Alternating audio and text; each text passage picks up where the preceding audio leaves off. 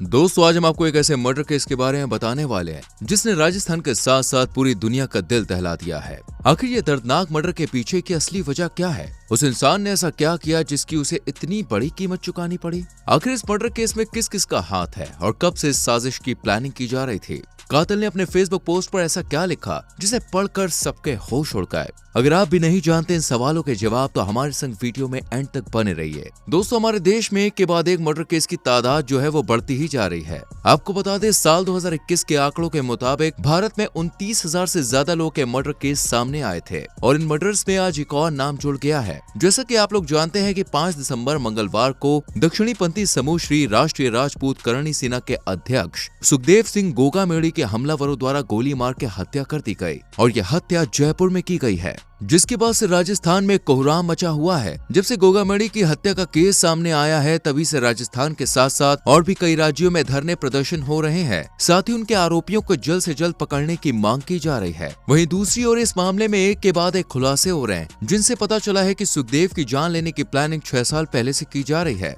लेकिन हमलावर सही मौके का इंतजार कर रहे थे और 5 दिसंबर को सही मौका देखकर हमलावरों ने उनकी हत्या को अंजाम दे दिया। लेकिन सवाल ये उठता है कि आखिर सुखदेव की हत्या करने के पीछे क्या वजह है और क्यों हमलावरों ने उन्हें इतनी दर्दनाक मौत दी? इस बात को जानने से पहले हमें सुखदेव सिंह गोगामेड़ी कौन थे उनके बारे में जान लेना जरूरी है।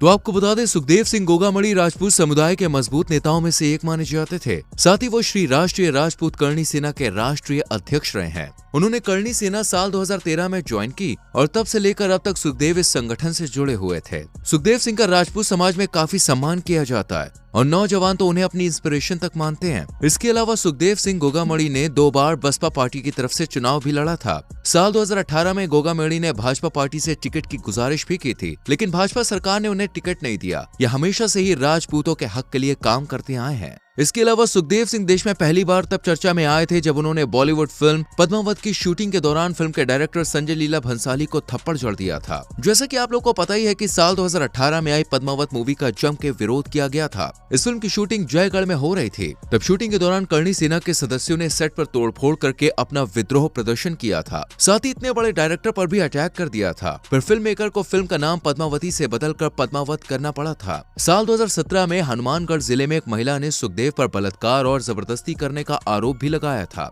हालांकि बाद में पुलिस जांच में ये मामला झूठा साबित हुआ। इसके अलावा गैंगस्टर आनंदपाल एनकाउंटर केस में भी सुखदेव का नाम पूरी दुनिया में हाईलाइट हुआ। दरअसल दोस्तों आनंदपाल और सुखदेव गोगामेड़ी बहुत अच्छे दोस्त हुआ करते थे, क्योंकि आनंदपाल एक राजपूत था और सुखदेव सिंह राजपूतों के नेता थे। 24 जून 2017 को जब पुलिस एनकाउंटर में आनंदपाल की जान गई तो सुखदेव सिंह उनकी लाश को लेकर करीब 15 दिनों तक धरने पर बैठे थे। तब ये मुद्दा मीडिया में काफी चर्चा में रहा था। साथ ही आनंदपाल की मौत ने सुखदेव को राजस्थान के बाहर भी फेमस कर दिया था। सुखदेव हमेशा ही आनंदपाल का साथ देते थे, क्योंकि इन दोनों की दोस्ती इनके लिए सबसे बढ़ के थी और शायद यही दोस्ती उनके लिए जानलेवा साबित हुई।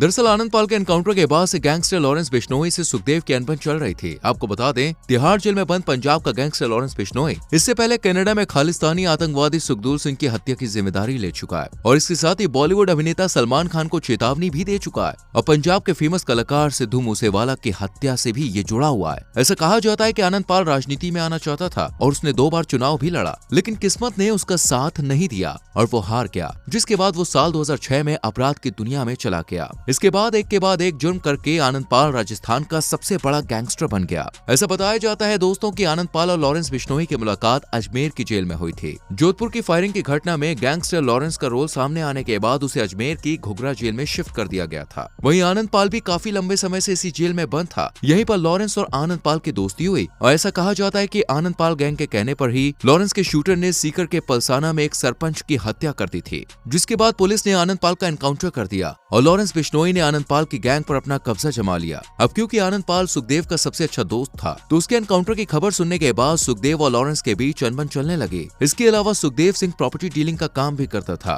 उसके कई दुश्मन थे। इधर आनंदपाल की जान जाने के बाद राजू नाम के गैंगस्टर के साथ भी सुखदेव की दोस्ती रही। इत्तेफाक से राजू भी लॉरेंस गैंग के निशाने पे था, जिस वजह से इन दोनों की दुश्मनी और ज्यादा बढ़ गई। जिसके बाद 3 दिसंबर 2022 को राजू के घर में घुसकर उसकी गोली मार के हत्या कर दी गई। तब भी रोहित गुदारा जो लॉरेंस लॉरेंस गैंग का एक सदस्य है, उसने इस मर्डर की जिम्मेदारी अपने ऊपर ली थी। कहा जा रहा है कि लॉरेंस बिश्नोई की गैंग लंबे समय से गोगामेडी गैंग को अपना दुश्मन मानती थी। गैंग के सबसे बड़े लीडर संपत नेहरा ने पहले ही ये धमकी में साफ किया था कि गोगामेडी की हत्या होगी। दरअसल लॉरेंस बिश्नोई गैंग को ये लग रहा है कि सुखदेव सिंह गोगामेडी दूसरे गैंग के गैंगस्टर्स की मदद करते थे, क्योंकि अक्सर राजस्थान में खूनी गैंग वॉर की खबरें सामने आती रहती हैं और जब भी किसी गैंग को लगता है कि उनके विरोधी गैंग को कोई सपोर्ट कर रहा है तो ये उसे अपना दुश्मन मान लेते हैं। वहीं दूसरी ओर रोहित गुदारा को लगता था कि सुखदेव सिर्फ और सिर्फ राजपूतों की मदद करता है और वो जाट बिरादरी के साथ इंसाफ नहीं करता है। बस फिर रोहित सुखदेव सिंह को मारने की प्लानिंग में जुट गया और सुखदेव तक पहुंचने का जरिया ढूंढने लगा। फिर उसे मिला नवीन, जो कि एक राजपूत था और जयपुर में कपड़ों का काम करता था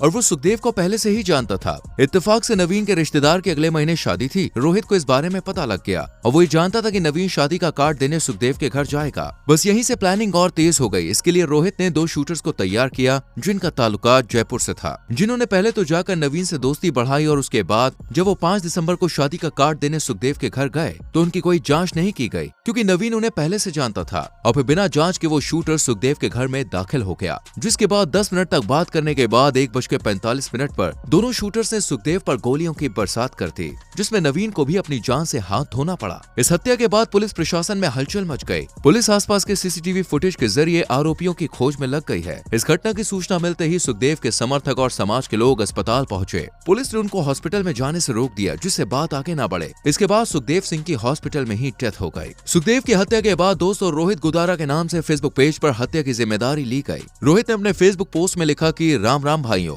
आज जो सुखदेव सिंह की हत्या हुई है उसकी पूरी जिम्मेदारी हम लेते हैं। यह हत्या हमने करवाई है। मैं आपको बताना चाहता हूं कि हमारे दुश्मनों से मिलकर उनका सहयोग करता था, उनको मजबूत करने का काम करता था। रही बात हमारे दुश्मनों की, तो वो भी अपने घर की चौखट पर अपनी अर्थी की तैयारी रखें। इस पोस्ट को पढ़ने के बाद सबको यह मालूम हो गया कि यह हत्या लॉरेंस बिश्नोई ने ही करवाई है। ऐसा बताया जाता है कि गैंग के सदस्यों द्वारा जयपुर सहित राजस्थान के कई शहरों में वसूली के दर्जनों केस सामने आए हैं। रुपया नहीं देने वालों पर जानलेवा हमले किए जाने की घटनाएं भी हुई हैं। कुछ बिजनेसमैन ऐसे भी हैं जो सुखदेव को जानते हैं और जब उन्हें धमकियों भरे कॉल आए तो उन्होंने सुखदेव को ये बात भी बताई थी। पिछले साल दिसंबर में चुरू जिले के रतनगढ़ निवासी महिपाल सिंह को भी धमकी मिली थी और उनसे 50 लाख रुपए की मांग की गई थी। महिपाल सुखदेव सिंह को जानते थे। इस पर सुखदेव सिंह ने उन्हें रुपए न देने की बात कही। इस तरह के कुछ और भी व्यापारी रहे जिन्होंने सुखदेव के कहने पर रकम नहीं दी। ऐसे में सुखदेव सिंह भी गैंगस्टर्स के लिए बाधा बने। उनको भी धमकियां दी जाने लगी। धमकी मिलने के बाद सुखदेव सिंह ने जयपुर पुलिस अधिकारियों से मुलाकात करके अपनी सुरक्षा बढ़ाने की मांग की,